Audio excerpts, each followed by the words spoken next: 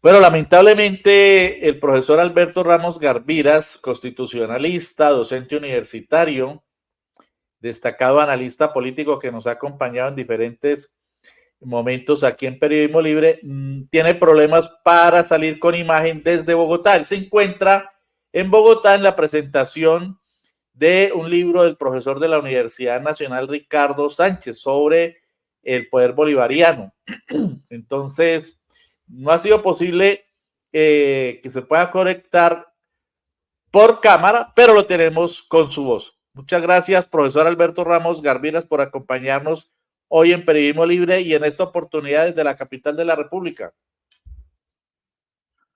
Buenos días, Luis Alfonso, y a todos los seguidores de Periodismo Libre. Muchas gracias por la invitación. Bueno, usted se encuentra en la presentación de un libro del profesor Ricardo Sánchez. Brevemente coméntenos sobre este acontecimiento. Se llevó a cabo en el auditorio de la librería Ibáñez, en el barrio Soledad, y allí hay un ámbito pues universitario circunvecino a la librería. Ellos son editores. Ibáñez es una empresa editora ya que tiene tradición. El libro se llama Hacia la independencia de la colonia a la república, derechos, multitudes y revolución. Es un conjunto de ensayos escrito por el profesor Ricardo Sánchez alrededor de los antecedentes de la independencia. ¿Cómo llegamos a la independencia? Por ejemplo, el movimiento de los comuneros o lo que fue la revolución haitiana en 1804 contra el dominador francés, prácticamente estando vigente Napoleón, triunfaron de una manera, digamos, arrasadora y contra el esclavismo. El libro habla de la revolución y la relación con la Constitución de Cádiz en 1812, cuando estaba preso el rey Fernando VII, y se logra entonces expedir una Constitución liberal republicana en medio del rey de monarquía absoluta, y la Constitución le va a colocar límites para tener un constitucionalismo monárquico, es decir, límites al poder. Muy bien, profesor. Entonces, esa ha sido la actividad académica en la que usted se ha encontrado en estos días y por eso nos responde desde Bogotá. Vamos a hablar de la lawfare, profesor Alberto Ramos. En diferentes oportunidades hemos analizado esta temática. Las narrativas del establecimiento niegan que haya una lawfare, es decir, una guerra jurídica. Obviamente ellos hacen parte de la guerra jurídica y nunca la van a reconocer. Los medios de comunicación, los políticos de la derecha, las mayorías en el Congreso de la República, las altas cortes. ¿Cómo se está configurando esta lawfare, esta guerra jurídica ahora, precisamente a propósito de la coyuntura en la que el Consejo Nacional Electoral le pide a la sala de consulta del Consejo de Estado un concepto que no obliga, que es simplemente eso, un concepto, una opinión, y la sala de consulta le dice que sí, que pueden investigar, y entonces utilizan ese concepto para decir que fueron validados para investigar y sancionar al presidente de la República desde el Consejo Electoral, que es un órgano del establecimiento y que está integrado por 9 magistrados, entre comillas, que no son magistrados, son simples comisionados, y que es de mayoría de derecha y de extrema derecha. ¿Cuál es su análisis en relación con todo este entramado desde el Consejo Nacional Electoral y Consejo de Estado contra el presidente Petro? Pues es una pregunta muy compleja, pero voy a tratar de contestarla de manera sintética, apretada, pero tiene muchos elementos, porque en efecto, como usted dijo, esta es una nueva fase del lawfare, o sea, guerra jurídica para golpear a un presidente. Así se ha hecho en América Latina y en otras partes. Las derechas lo hacen para obstruir, para impedir que la gobernabilidad avance, pero va enfilado a tumbarlo, a defenestrarlo. En este caso, por eso me llamó mucho la atención la propuesta de análisis, porque este lawfare tiene una diferencia respecto a los otros que hemos visto en los últimos meses, ¿no?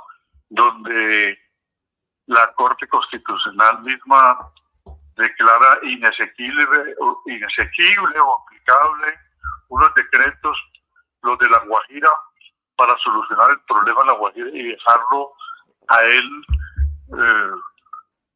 maniatado, o que el Consejo de Estado expida una sentencia e impida que la Comisión de Regulación de Energía opere libremente para que el presidente funcione regulando las tarifas que no afecten tanto a la población. Digamos que son golpes blandos de obstrucción. Son muchos, más de 30 que le han dado. O sea, golpear, el golpe blando quiere decir como macerar, ¿no? Como cuando se macera en la cocina una carne, que se la golpea con un martillo o con una piedra o los ajos. En este caso es extrapolando la cocina hacia la política. Y golpe blando es golpear jurídicamente utilizando el derecho como arma para ablandar a quien gobierna y no dejarlo avanzar. Pero en el caso del Consejo Nacional Electoral es un golpe, si sigue prosperando como va, es un golpe para tumbarlo definitivamente. No tumbarlo a la manera de los golpes militares que van a Palacio y sacan al gobernante, el golpe palaciego, o el golpe con movilización de tropas para quitarle el mando. Aquí sin utilizar a las Fuerzas Armadas que están con el presidente, entonces utilizan a los reductos de la derecha que están en los organismos del Estado, las Cortes, por ejemplo, u otros, los organismos de control, la Procuraduría, por ejemplo. En este caso, el Consejo Nacional Electoral. El Consejo Nacional Electoral, como usted lo dijo, no son ni siquiera magistrados de verdad, son una impostura, porque para ser miembro del Consejo Nacional Electoral sí se necesitan las calidades de ser magistrado de la Corte Suprema de Justicia. Solamente eso es lo que tienen, las calidades, o sea, las condiciones, los requisitos, y algunos no los cumplen, ¿no? Como por ejemplo el señor Alto Vaquero, que ni siquiera tiene los tiempos de servicio para ser magistrado, o el señor Prada, como magistrado, que está en curso en delitos y que está investigado, y no se declaran impedidos, sino que continúan.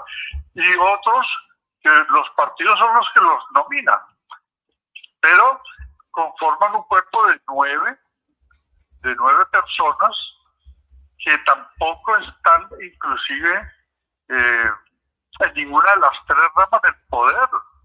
Ellos no son del legislativo, o sea, del Congreso, ellos no son de la rama judicial, o sea, no son magistrados, no tienen función jurisdiccional, y no son de la rama ejecutiva. Están sueltos en una organización que se ha querido en Colombia y en otros países sea una rama, que es la rama electoral. Ellos pertenecen a la organización electoral y están muy ligados a la registraduría. Entonces, no sé si he contestado la pregunta o debo anotar algo más. Profesor, sí. Profesor Alberto Ramos, entonces, el Consejo Nacional Electoral, y lo hemos dicho, pero queremos planteárselo usted para su análisis, no tiene potestad para sancionar al presidente de la República, sino para investigar la campaña electoral del presidente de la República, que no es lo mismo. ¿Cuál es entonces el camino? Hemos explicado aquí que el camino está en un solo lugar, que es la Comisión de Investigación y Acusación de la Cámara de Representantes. Expliquémosles, usted que es constitucionalista, profesor desde hace muchos años de Derecho Constitucional, al lado de muchas otras materias, por su formación, expliquémosles a nuestros seguidores, a nuestros televidentes, qué tendría que ocurrir para que el caso del presidente, que quieren convertirlo en un motivo para su defenestración, para su derrocamiento con la lawfare, llegue a la Comisión de Investigación y Acusación de la Cámara de Representantes y cuál sería el trámite posterior. Bueno, con esa concreción, entonces voy a dar la explicación. A ver, ellos, ya dijimos, no tienen funciones judiciales. Por lo tanto, lo que emita el Consejo Nacional Electoral no se asemeja a una sentencia. Como son un órgano administrativo, ellos pueden sancionar, pero a los miembros de las campañas, como usted dijo, y a sus directivos. No, en el caso de las campañas presidenciales, que no aparece por ningún lado esa función en el artículo 265 de la Constitución. Ahora, ¿cómo se originó esta situación que conforma y tiene ribetes de lawfare, o sea, de guerra jurídica disfrazada de una investigación administrativa y con imposturas judiciales? ¿Cómo se originó? Le hicieron una consulta al Consejo de Estado en una sala que se llama Sala de Consulta y del Servicio Civil, ¿sí? Que creo que es la sala cuarta. Pero esa sala de consulta tiene una especificidad. La sala de consulta es para resolver asuntos que tienen que ver con el gobierno y que tienen que ver con la función pública, con la contratación, con la colisión de competencias entre organismos del Estado para evitar los choques de poderes y los impases en el desarrollo del aparato administrativo, etcétera, etcétera. La sala de consulta da unos conceptos que no son sentencias y que en este caso la sala de consulta, como estaba resolviendo, era si era competente el Consejo Nacional Electoral para investigar al presidente. La sala de consulta no emite, en este caso, repito, sentencias ni fallos, sino conceptos que no son vinculantes, o sea, que no tienen fuerza jurídica de imponerse. No obligan. Como lo es la ley, no obligan. Entonces, allí hay que explicarle bien a la audiencia, allí están suplantando a los jueces, y eso es un prevaricato. Ahora, la sala de consulta, yo voy mucho más allá que el doctor William Albis, ¿sí? Que es excelente jurista, porque el doctor Jesse Reyes, que han opinado sobre este caso. E inclusive llego a pensar, releyendo las funciones de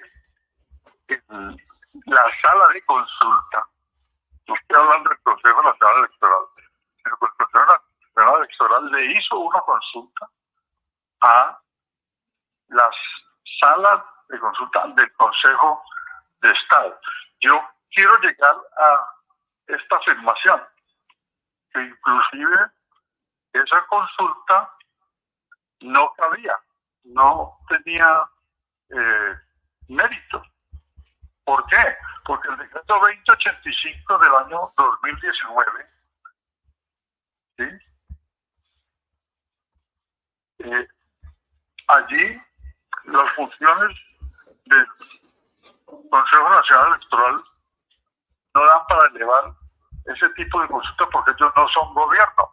Resulta que la sala de consulta recibe es consultas del gobierno, para resolver los asuntos al gobierno, para orientar al gobierno cualquiera que sea. Recordemos que el Consejo de Estado nace en plena guerra de independencia. Simón Bolívar propone un Consejo de Estado en medio de la guerra y cuando crea el Estado, con la Constitución de 1821, crea el Consejo de Estado.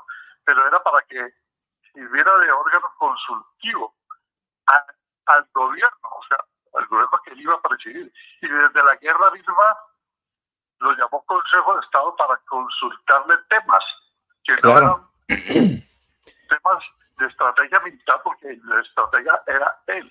Y hoy en día sigue siendo para consultas del gobierno. El Consejo Nacional Electoral no es parte del gobierno porque no es de la rama ejecutiva ni de ninguna rama.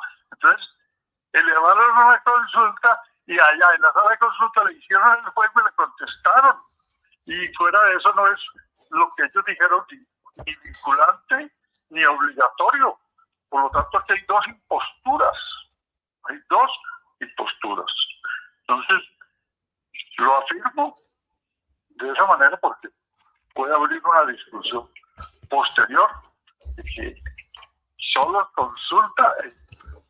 se consultan asuntos del gobierno y el mismo gobierno o todos los gobiernos locales, los municipios, departamentales, los departamentos, para resolver problemas y que funcione el Estado a raíz de que hay una magistratura, que eso sí son magistrados de verdad, los del Consejo de Estado en la sala de consulta, que pueden resolver la orientación del gobierno, no políticamente, sino políticamente. Y el Consejo Nacional Electoral no es del gobierno, entonces no debería haber elevado esa consulta. Muy importante ese concepto, hay que tener en cuenta que el Consejo de Estado es una alta corte de una de las 5 jurisdicciones creada por la Constitución de 1991. La primera jurisdicción es la ordinaria, cuya máxima corte es la Corte Suprema de Justicia.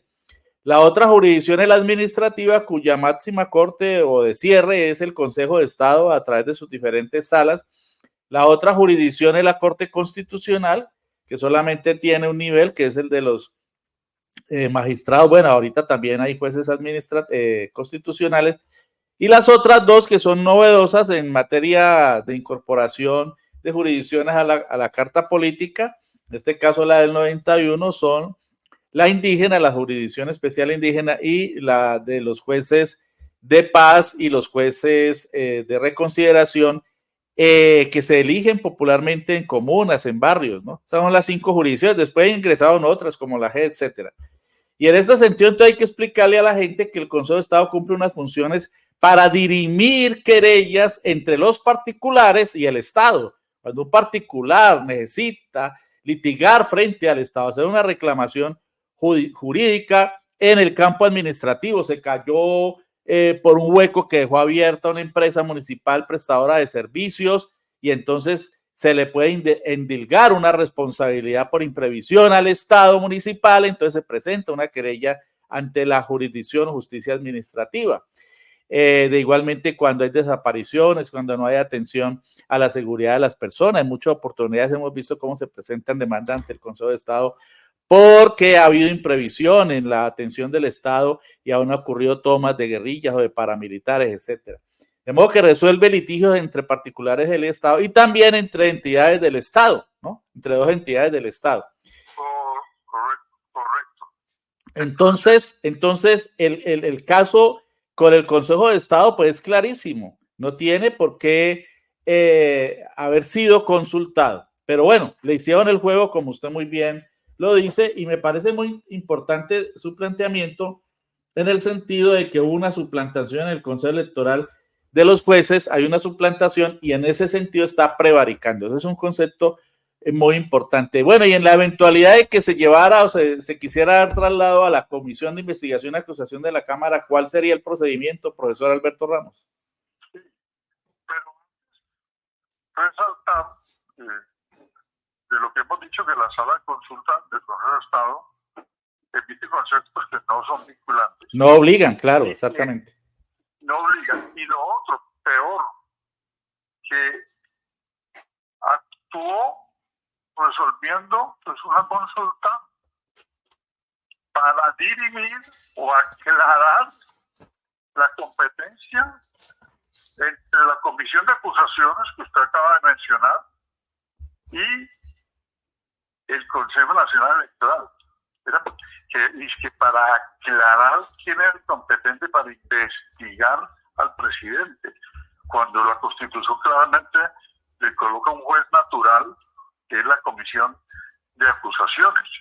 Y entonces, las colisiones que puede resolver en conceptos la sala de consulta es entre organismos administrativos, no entre un organismo administrativo y judicial. O sea, ellos no pueden comparar al Consejo Nacional Electoral con la Comisión de Acusaciones, porque el Consejo Nacional Electoral es un órgano administrativo y la Comisión de Acusaciones es una célula de la Cámara donde se invisten de jueces, unos representantes de la Cámara, para juzgar a ciertas personalidades y figuras del Estado. Entonces, aforadas, ¿no? Aforadas. Y aforadas con un fuero especial, y entonces tienen la Comisión de Acusaciones, ¿sí?, funciones judiciales. Esos representantes cuando actúan son jueces. En cambio, los del Consejo Electoral no. Por lo tanto, violaron también el Código de Procedimiento Administrativo y de lo Contencioso Administrativo, porque en el artículo 39 no aparece, del Código Administrativo no aparece ese carácter que le quieren dar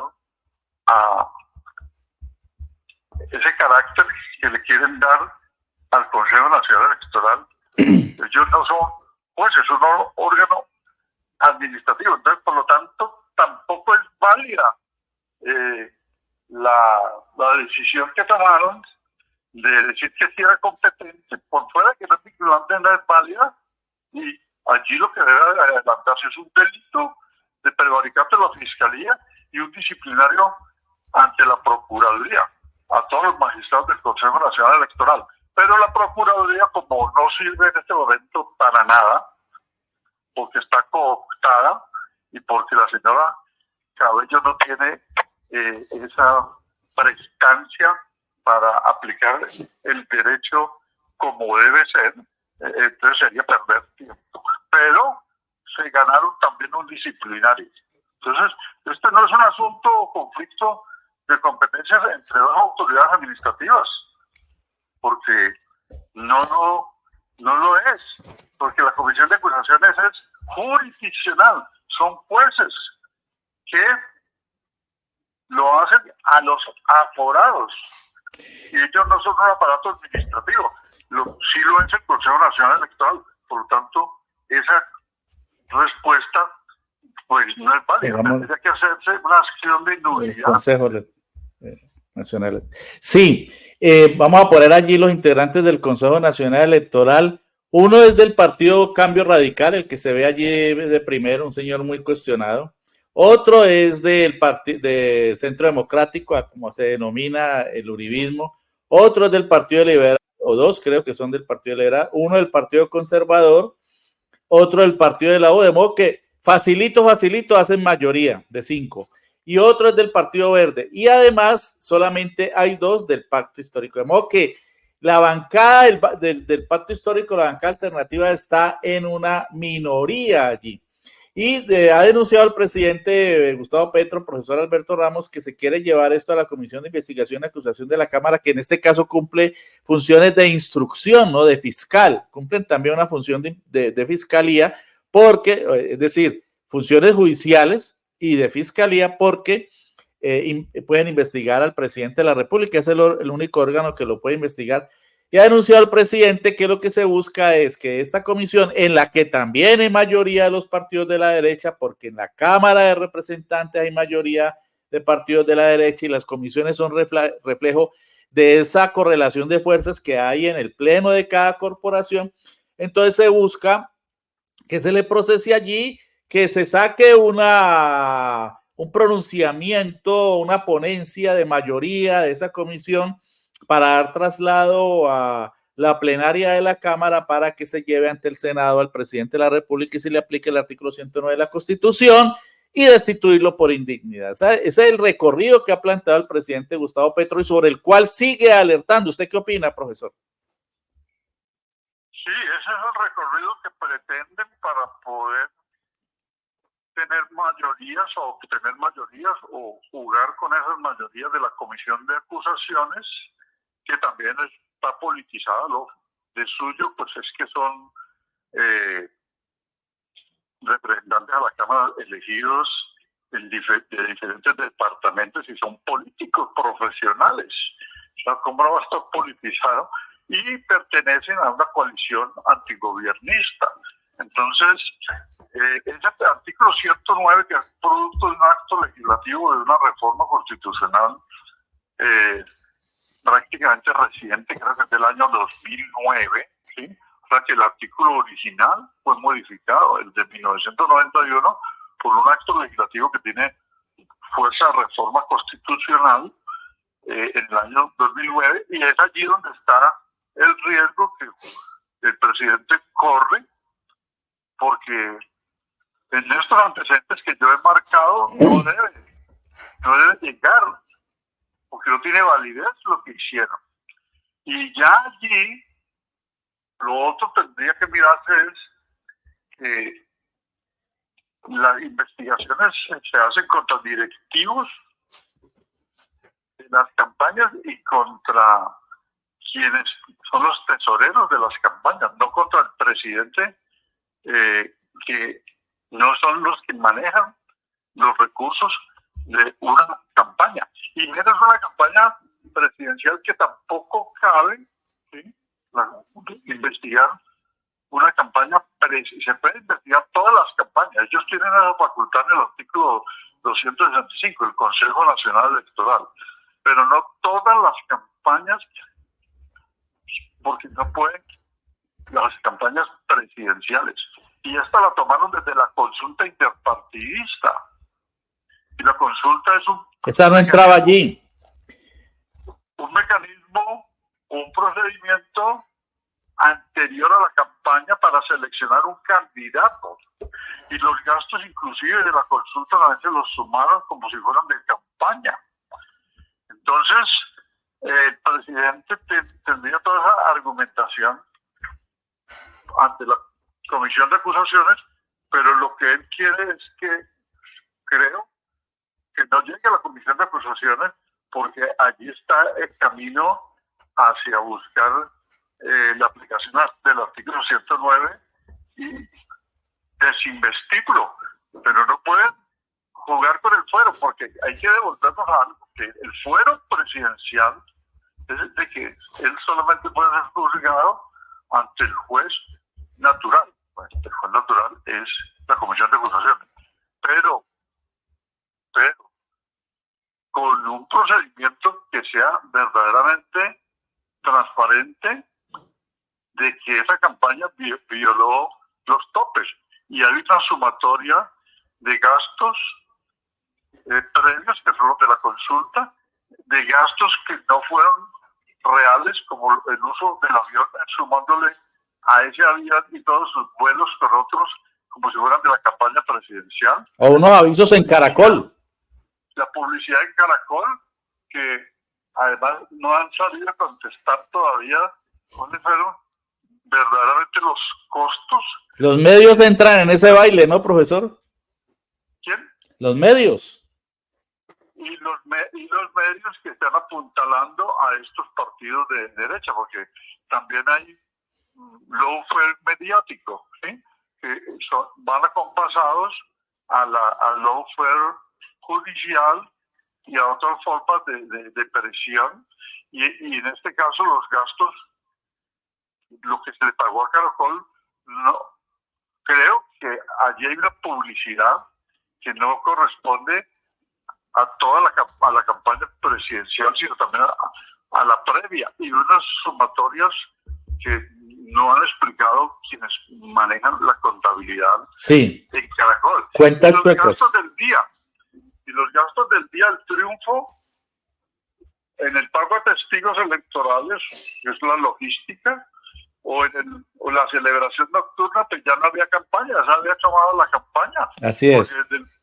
Desde las 8 de la mañana inclusive se prohíbe que haya hasta volantes cerca de una campaña, ahora sí que menos va a haber proselitismo abierto de una campaña. La campaña se cerró el día anterior e inclusive hay días previos en que ya no se puede hacer publicidad ni utilizar los medios de comunicación dándole los espacios que se les otorga a los partidos políticos. Profesor, ya tenemos en sala a David Porras, con quien vamos a analizar el siguiente tema. Le pedimos que nos espere un minutico. Para terminar con usted, profesor Alberto Ramos Garviras, quien nos atiende desde la capital de la República, sería importante absolver esta inquietud que tiene Hugo Ballesteros Vergara, uno de nuestros seguidores. Dice: consulta, ante la inseguridad jurídica contra el presidente, ¿es pertinente la denuncia en la Comisión ante la Corte Interamericana de Derechos Humanos, CIDH? Sí, pues la Corte Interamericana de Derechos Humanos, que es, digamos, el único organismo valioso que tiene la OEA, que tampoco, también es una institución multilateral que tampoco sirve para nada, y la ONU, con estas dos guerras, la de Gaza y la de Ucrania, quedó sirviendo para nada. O sea, el multilateralismo se perdió. Esa corte es muy valiosa, la Corte Interamericana, porque hay una sentencia en el caso del mismo Gustavo Petro, cuando fue defenestrado por un procurador que tampoco sabía interpretar las normas, Alejandro Ordóñez, y que era sesgado y que quería ser presidente. Comenzar a bloquear a los futuros candidatos a lo que él quería aspirar. Entonces, esa decisión de la Corte Interamericana de que no puede sancionarse a un presidente, investigársele, perdón, sino por un juez penal, aquí en este caso, el Consejo Nacional Electoral no son jueces penales, etcétera, etcétera. Ni es un órgano judicial. Exacto, entonces allí también se estaría vulnerando una decisión de la Corte Interamericana de Derechos Humanos, que es un organismo al que pertenece Colombia porque es producto del Tratado de San José de 1969, San José de Costa Rica, que eso es una ampliación en el fondo de ese tratado de los derechos humanos, ¿sí?, vigentes en Colombia. Entonces, ese derecho que tienen los elegidos, porque los votantes lo llevaron allí, lo ungieron en las urnas, no lo puede vulnerar una persona que no haya sido, que no tenga la potestad de un juez penal y que no tenga ni siquiera un origen electoral. Muy bien, profesor Alberto Ramos, muy claros sus planteamientos. Y nos quedamos con la denuncia que usted hace en el sentido de que este Consejo Nacional Electoral se está extralimitando, está asumiendo funciones de juez que no le corresponden y por lo tanto, en consecuencia, por esa razón, está incurriendo en prevaricato. Muchas gracias, profesor, por habernos acompañado en Periodismo Libre en el día de hoy. Con mucho gusto, don Alfonso, y hasta una próxima oportunidad. Muchas gracias, profesor Alberto Ramos Garviras.